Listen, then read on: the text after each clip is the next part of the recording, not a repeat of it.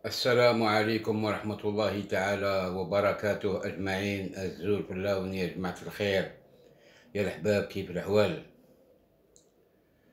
والله أنا جد مسرور فيما يخص الفيديو اللي درته ما قبل الأخير، لافون ديرنيير فيديو qui portait le titre Farhat Mani sous la menace de mort par le régime de Tebboune et les généraux sanguinaires. Bon, tout en ayant consulté les commentaires et comme conclusion que j'ai tirée, j'étais très satisfait de ces commentaires et qui m'ont sollicité à continuer davantage à éclaircir certaines situations confuses dans le domaine des événements que l'Algérie traverse aujourd'hui. Donc, je félicite aussi nos ressortissants algériens comme nos Algériens qui sont à l'intérieur du pays, qui m'ont encore aussi encouragé à continuer dans le même sens de découvrir la vérité et de dire la vérité sans avoir peur de quiconque. Il n'y a que la force de Dieu qui peut nous bloquer. À part ça, nous avons pris un engagement. Moi, personnellement, j'ai pris mon engagement d'aller jusqu'au bout. Et cette phrase-là qui a été prononcée par le défunt Gaïd Salah, dans le sens négatif, pas dans le sens positif. Parce que moi et lui, deux mondes différents. Lui faisait partie d'une hégémonie, dictature, une hégémonie qui a régné des siècles et des siècles et qui s'est placée sans le suffrage universel, sans vote. Et ce bonhomme qui a placé Tebboune comme président, qui aujourd'hui détient les rênes du pouvoir en Algérie. Donc je tire chapeau à ces commentateurs, en l'occurrence, comme je l'ai dit, nos ressortissants établis à l'étranger, à travers le monde entier, pas uniquement en France. Mais cette vidéo-là qui a fait peut-être, qui a fait apparition peut-être inattendue. C'était une apparition inattendue du fait que Farhat Mani, qui a pris de l'ampleur en tant qu'homme politique, comme adversaire politique contre le régime algérien en place, et ses luttes infatigables prônées par lui-même et ses collaborateurs, dont je les salue à travers cette vidéo. La question que je pose à tout le monde, à travers ces commentaires que j'ai consultés, un par un, par respect à vous, j'ai découvert que tous les commentaires étaient supérieurement positifs par rapport à moi. Parce que ceux qui ont répondu à ces mêmes questions, dans ces commentaires, ont fait la déduction suivante. Et que le régime algérien, le régime mafieux, composé de généraux sanguinaires, qui détiennent encore, peut-être dans l'avenir pour plusieurs années, si le peuple ne soit pas vigilant et prêt à provoquer le changement radical. Nous ressortissons Et là, je m'adresse à eux, peut-être qu'ils sont touchés par cette même vidéo. Et là, je cite spécialement les adhérents de ce mouvement que le pouvoir algérien a nommé mouvement terroriste à partir de l'article 87 bis, qui a déclaré et inscrit tout ça dans le journal officiel, comme le MAC, comme organisation terroriste, et à sa tête Farhat Mani. Ces adhérents même, peut-être à travers ces commentaires, ils ont senti qu'ils sont lésés dans leurs droits de rentrer chez eux, de voir leur pays, de voir leur famille. Et à travers cette loi, ils sont stagnés là-bas par peur de rentrer et puis kidnappés par les services de sécurité algériens. Ça s'est fait déjà auparavant. Donc, je lance un appel à nos décideurs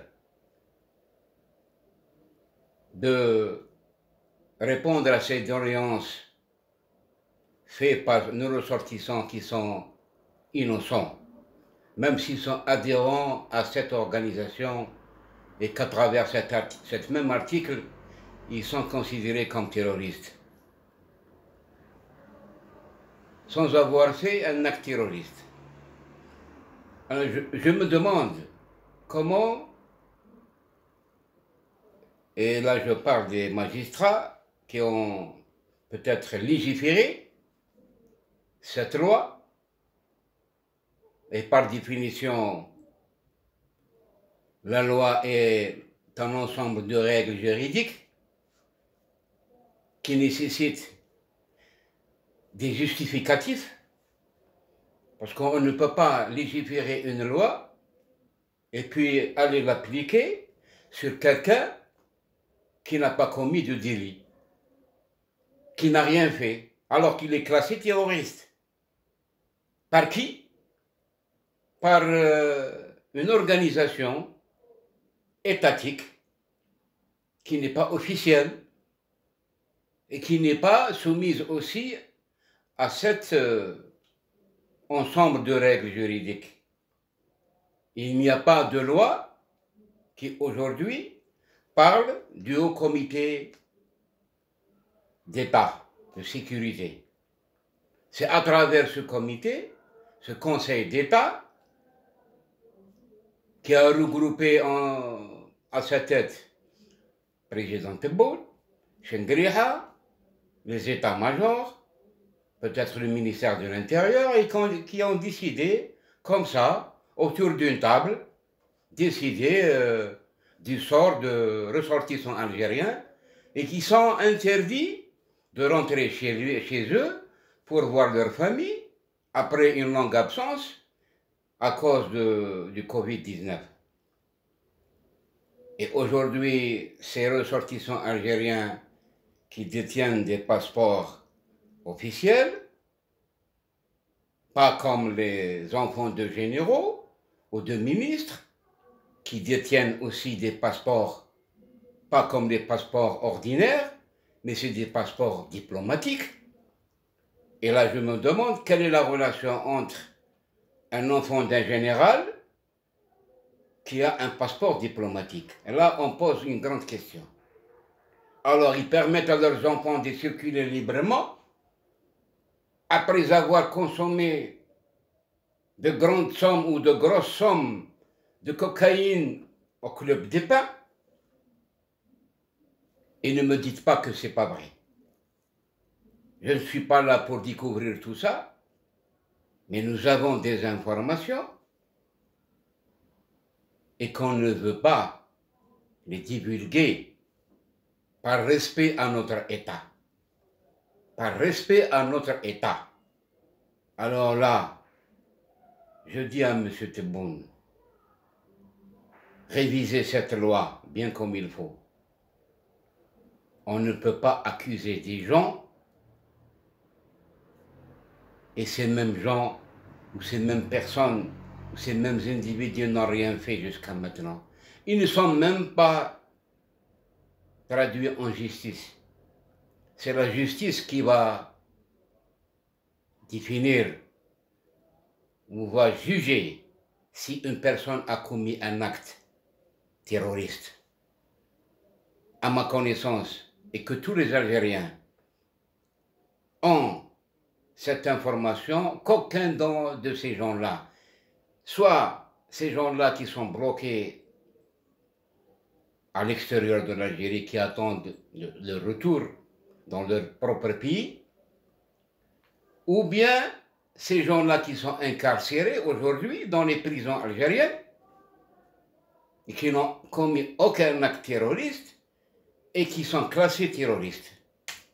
Alors je ne comprends pas comment ils ont légiféré cette loi, comment ils ont décidé à l'aveuglette, parce que le régime algérien refuse toute opposition dangereuse pour lui, refuse le dialogue, refuse les négociations, refuse ce qu'on appelle un adversaire politique, comme Farhat Mandi. Maintenant, comment faire? Attendons-nous une décision qui viendrait peut-être par Dieu, de jouer sur le moral de ces décideurs et de revenir à la raison, comme quoi ils ont fait beaucoup d'erreurs en matière de loi, comme on dit, des lois qui sont discriminatoires. Il y a véritablement une discrimination entre les Algériens. À votre connaissance, ces gens qui sont interdits de rentrer chez eux, ils sont en majorité kabyles. Et ceux qui ont répondu dans les commentaires, ils sont majoritairement kabyles, appartenant au MAC. Pas tous, quelques-uns d'entre eux, parce que j'ai senti à travers leur réponse comme quoi ils sont en train de souffrir. Ils veulent rentrer au pays, mais par peur d'être arrêtés à l'aéroport. Alors là, une question encore est posée à nos décideurs. Ayez pitié envers ces gens-là. Ces gens-là n'ont commis aucun délit. Ces gens-là ont émis une opinion politique. Ils ont donné un avis, mais qui sont restés dans le cadre pacifique. Ces gens-là sont pacifistes. Ils ne sont pas terroristes, jusqu'à preuve du contraire. Et d'ailleurs, ces organisations internationales, notamment les ONG, Amnesty International, a longuement évoqué ce problème des droits de l'homme. Tout un dossier est soumis au Haut-Commissariat aux droits de l'homme à Genève. Et vous avez vu récemment ce sénateur américain, ce qu'il a dit contre les décideurs de l'Algérie. Jusqu'à quand ce régime continue à transgresser des lois internationales et les lois nationales, légiférées par lui-même, et qui les transgresse de jour en jour. Et là, une question encore est posée à ces magistrats qui sont rentrés dans cette combine du pouvoir. Ils sont utilisés à fond.